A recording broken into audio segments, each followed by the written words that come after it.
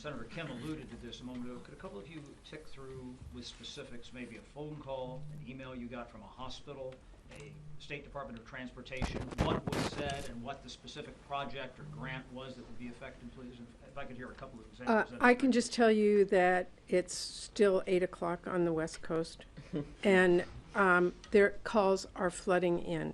Just sheer panic that at 5 o'clock tonight, the funds that they count on, whether it's for our schools, Title I, whether it's our hospitals who are doing research, whether it is our community health centers who are providing care for people in line right now in rural communities in my state, whether they will be able to provide those services tomorrow.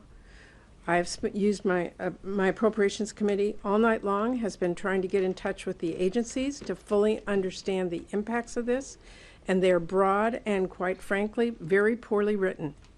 And this is exactly what Andy's talking about. The chaos that this is creating is horrendous.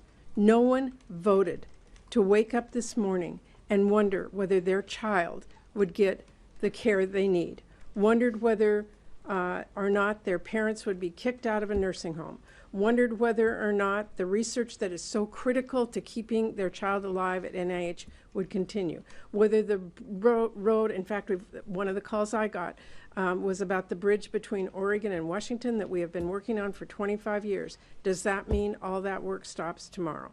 These are the kinds of calls we are getting because that is what this memo is stopping. And I mentioned the example a little later in Minnesota, and they get up super early. But they are a mom, kid, teenager in a cancer trial.